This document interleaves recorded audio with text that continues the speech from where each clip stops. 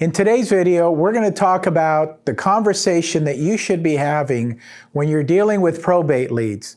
Coming up next.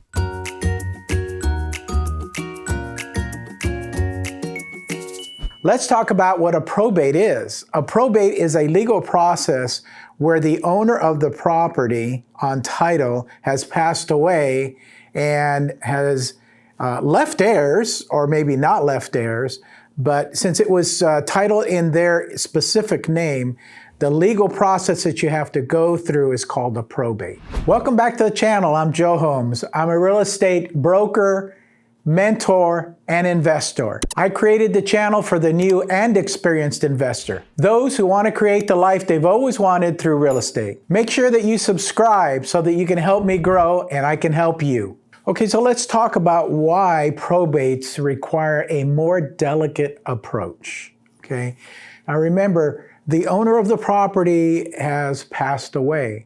So is it kind of difficult to be jumping on the phone, you making contact with the relatives, literally a day or two after that this person's passed away? So that's where the delicate part comes in.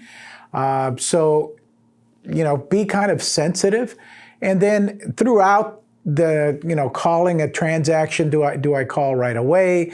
Do I give it a month? Do I give it 2 months? That's really kind of up to you to make that decision. But always remember that when you're dealing with probate, somebody passed away. I usually like to start out a conversation introducing myself and, giving condolences for their loss and asking them, have you thought about what you're going to do with the property? Are you going to keep it? Are you going to sell it? Are you going to rent it?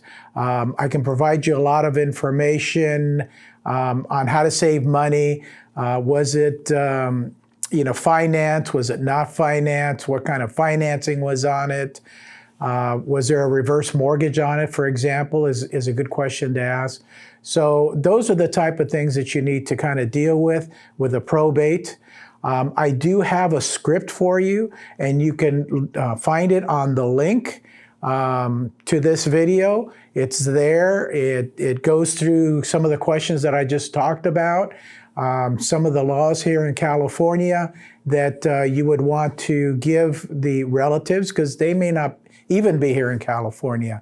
So take a look at that information, and if you have anything else, reach out. So let's talk about the probate timeline, and we're talking about an actual probate that needs to go through the court process. And I'll talk about one other after that, but anyways, through the court process, and I'm sure this is probably similar throughout the United States.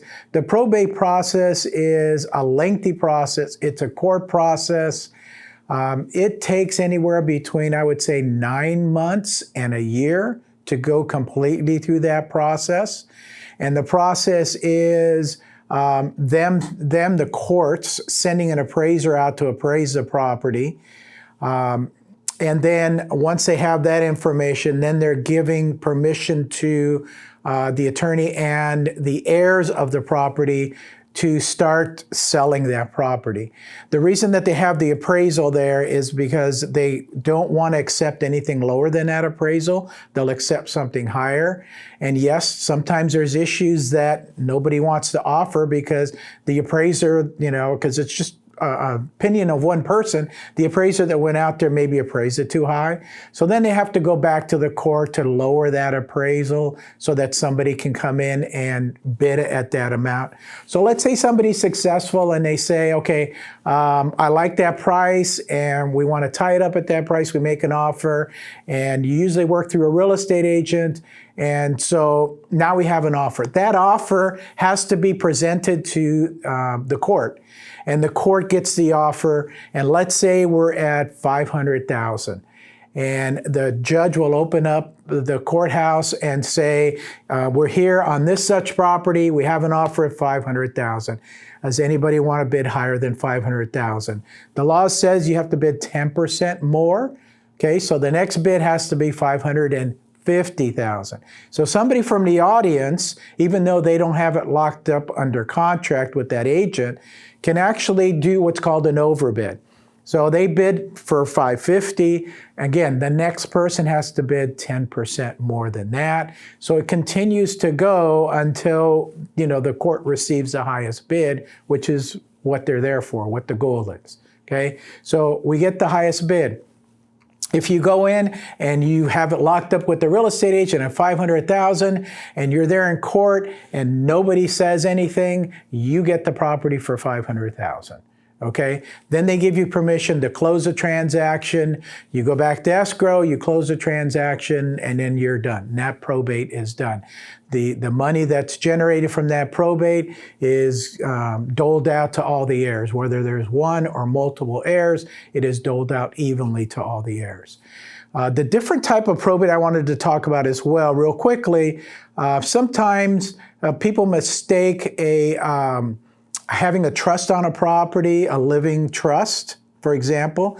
A living trust actually avoids probate, and I recommend everybody, if you have a property that's in your name, in yours and your wife's name, that you put that property into what's called the living trust.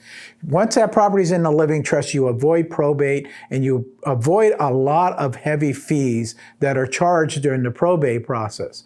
But sometimes attorneys kind of say, okay, well, even though you have a living trust, we still need to do a probate, which, they're attorneys. I'm sure they know more than I do because I'm not an attorney. But legally, if you have it in a living trust, you don't need to go through the probate process.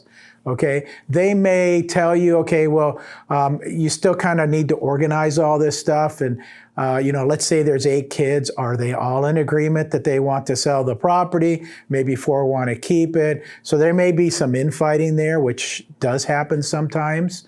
That's kind of like the second type of probate that I'm talking about. It is in a living family trust, but you may have to hire an attorney to help you with the other 7 or 8 siblings that are involved in the transaction. So let's talk about how you find these probate leads. I mean, there's lists out there. Probates are actually public record, so you can contact the court in your jurisdiction here in Orange County. It's easy to find the probates if you contact the court. If you want some really good information, I'm going to plug one of our local attorneys here. His name's Paul Horn, H-O-R-N, and you can Google him to find his information. He does nothing but probates. He does teaching about probates and what it is and how to do it.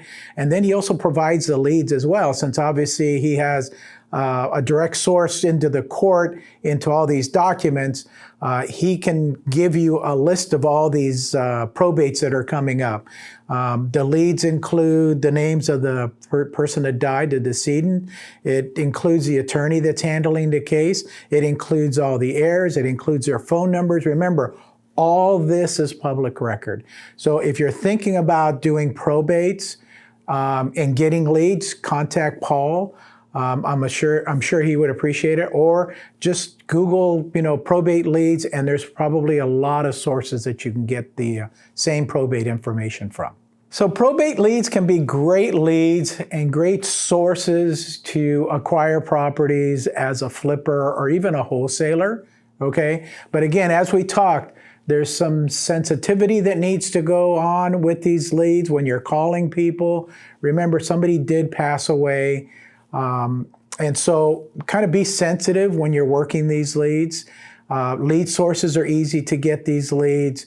Just remember, just Google it or contact Paul Horn. But at the end of the day, I would say be sensitive to these type of conversations that you're having with the heirs. If you're new to talking to sellers, click on this video right here. I go over all the questions that you need to ask to see if you have a deal or not. If you need further help, feel free to reach out anytime. I'm here to help.